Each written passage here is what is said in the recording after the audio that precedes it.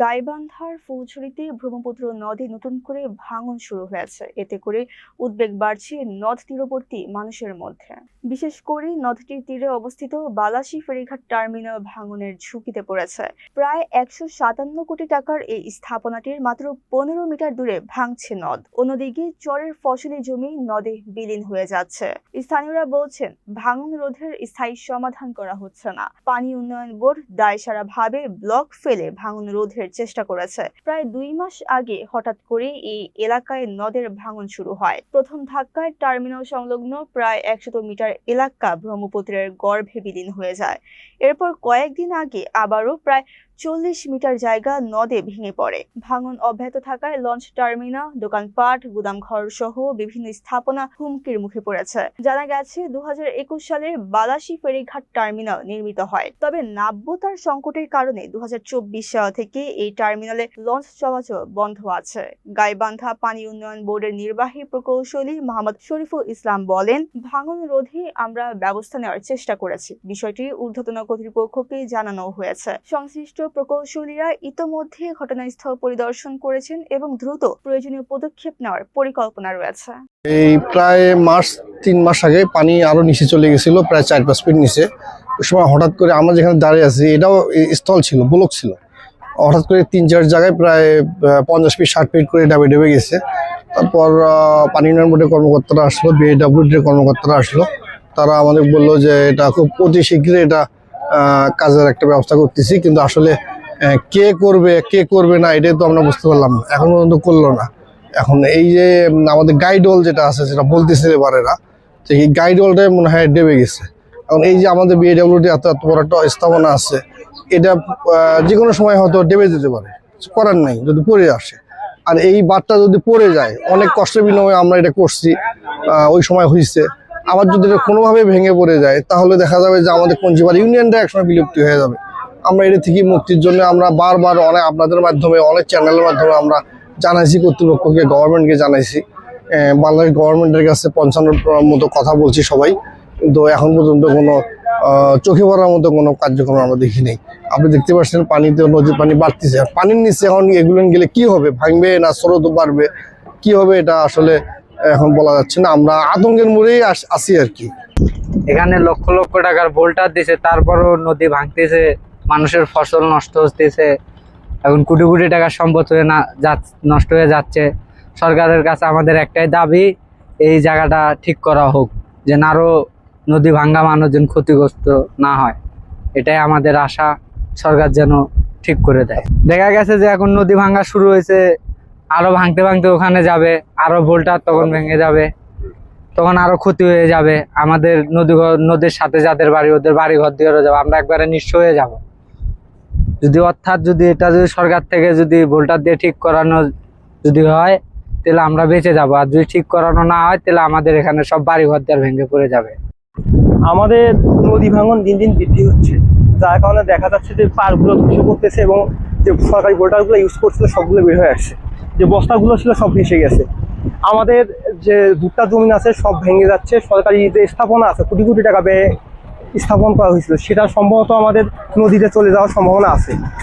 তারপর উপায় যে পার আছে, লোকজন আছে, সবার জীবিকার তাগিদে আবার দেখা লাগতে পারে যে অসহায় হইতে পারে। অচিরেই আমাদের এই ভাঙনটা বেশি হতে পারে।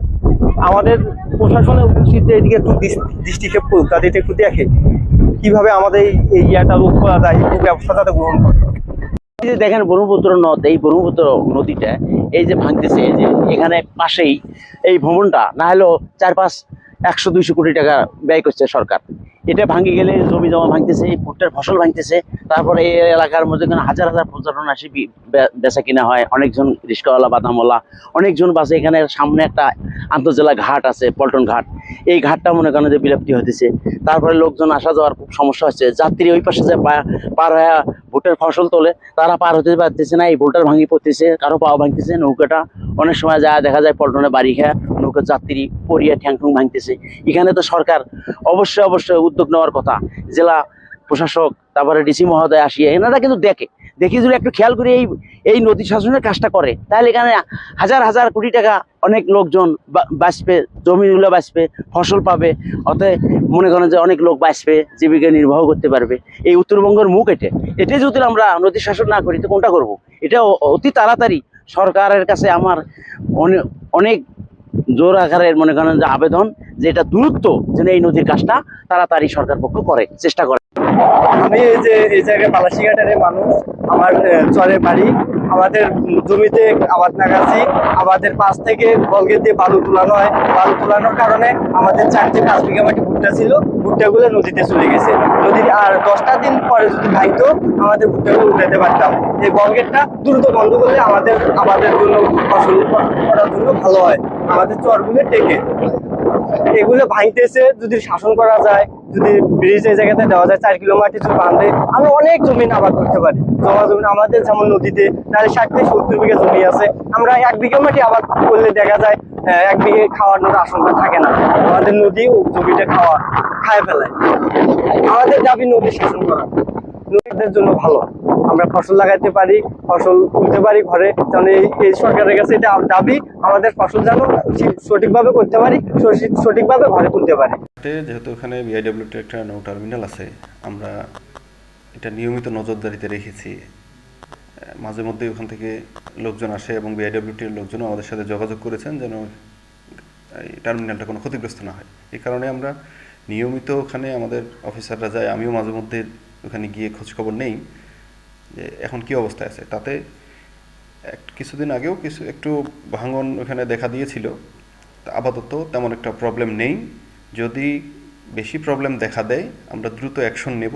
এটার বিষয়ে আমি আমার ঊর্ধ্বতন কর্তৃপক্ষকে প্রতিবেদন দিয়েও রেখেছি যে এই জায়গায় কাজ করতে হতে পারে, আমরা অবজারভেশনে রেখেছি। আমাকে স্যাররা বলেছেন যে অবজারভেশনে রাখো, যদি কোনো প্রবলেম দেখা দেয় দ্রুত আমরা অ্যাকশন নেব, আগেই ব্যবস্থা নেব। কোনো রকম প্রবলেম দেখার সাথে সাথেই আমরা ব্যবস্থা নিয়ে নেব ইনশাল্লাহ। এ হলো 120 থেকে 30 মিটারের মতো জায়গা ভার্নারেবল আছে। যেহেতু এখন নদীতে পানি কম, আর সেই কাজ করার জন্য এই মুহূর্তে আমাদের বাজেট বরাদ্দও নেই। তবে বর্ষাকালে ইমার্জেন্সি বেসিসে পানি উন্নয়ন বোর্ড থেকে কিছু কাজ করা হয় এবং তার জন্য বর্ষাকালটাই বেছে নেওয়া হয়, শুষ্ক মৌসুমে এই কাজগুলো হয় না। এই কারণে বর্ষার আগ দিয়ে বা বর্ষা শুরু হয়ে গেলেই আমরা ইমিডিয়েট ব্যবস্থা নেব।